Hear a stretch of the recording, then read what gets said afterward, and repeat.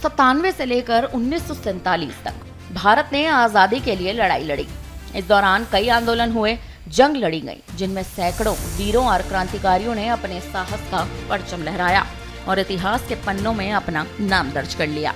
लेकिन क्या आप ये जानते हैं कि आजादी की लड़ाई में वीरांगना मीरा आर्या ने भी अपनी अनूठी छाप छोड़ी है, जिन्हें भारतीय सेना की पहली महिला जासूस भी माना जाता है।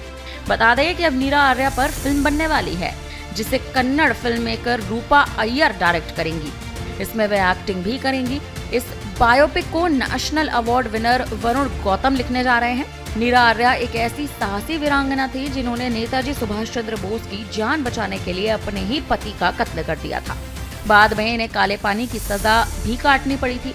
जेल में इतना टॉर्चर सहा कि जानकर रूह कांप उठेगी, और फिर जब देश आजाद हुआ तो इस वीरांगना को रिहा कर दिया गया। बेहद गरीबी में मीरा आर्या ने गुमनामी की चादर ओढ़कर इस दुनिया को अलविदा कह दिया था। ऐसे में आइए जानते हैं कि क्या है मीरा आर्या की कहानी, जिन पर अब बायोपिक बनाने की घोषणा की गई है। मीरा आर्या उत्तर प्रदेश के बागपत के खेकड़ा की रहने वाली थी और भारत की पहली महिला जासूस थी। उनका जन्म साल 1902 में हुआ। तब साहित्यकार तेजपाल सिंह धामा ने उनका धर्मपुत्र बनकर मुखाग्नि दी थी। उन्होंने मीरा आर्या के ऊपर एक किताब भी लिखी थी। मीरा आर्या आजाद हिंद फौज में रानी झांसी रेजिमेंट में थी और इनका भाई भी आजाद हिंद फौज का हिस्सा था। मीरा आर्या की शादी जयरंजन दास से हुई थी, लेकिन दोनों में ही जमीन आसमान का अंतर था।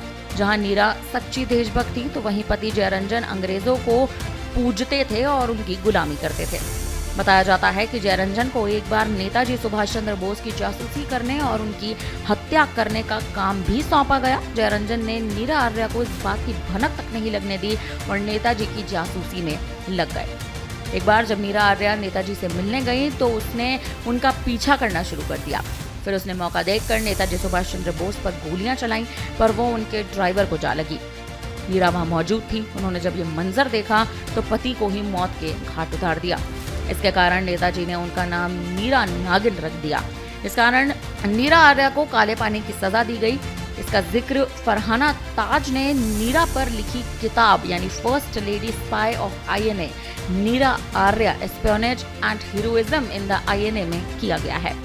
जब मीरा आर्या जेल में थी तो उन्हें लालच दिया गया कि वे नेताजी सुभाष चंद्र बोस और अन्य नेताओं के बारे में सारी जानकारी उन्हें देंगी तो छोड़ दिया जाएगा। पर मीरा आर्या अपनी बात पर अडिग रही और बार बार यही बोलती रही कि नेताजी की प्लेन क्रैश में मौत हो चुकी है। सच न बताने के कारण जेल में मीरा आर्या को बुरी तरह टॉर्चर किया जाता था, पर उन्होंने कभी भी अपना मुंह नहीं खोला। किताब की माने तो जब उन्हें कोलकाता से अंडमान की जेल में ले जाया गया तो उनकी बेड़ियां काटने के लिए जेलर ने लोहार को बुलाया। उस लोहार ने बेड़ियां काटते हुए न सिर्फ उनकी चमड़ी काट डाली, बल्कि हथौड़े से टांगों पर कई वार किए। फिर जेलर ने मीरा से नेताजी के बारे में पूछा। मीरा ने कहा कि वो उनके दिल में बसते हैं। इसके बाद उसने पास ही खड़े लोहार को इशारा किया।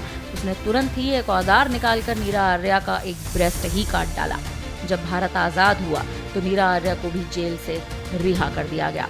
लेकिन बताया जाता है कि उन्होंने देश के लिए जो कुछ भी किया उसे किसी ने भी तवज्जो नहीं दी। बताया जाता है कि इसके बाद मीरा आर्या ने अपनी जिंदगी फूल बेचकर गुजारी। फिर 26 जुलाई 1998 को हैदराबाद में आखिरी सांस ले ली। फिलहाल के लिए बस इतना ही। बने रहिए हमारे साथ तमाम ऐसी ही खबरों के लिए और देखते रहिए न्यूज़ इंडिया।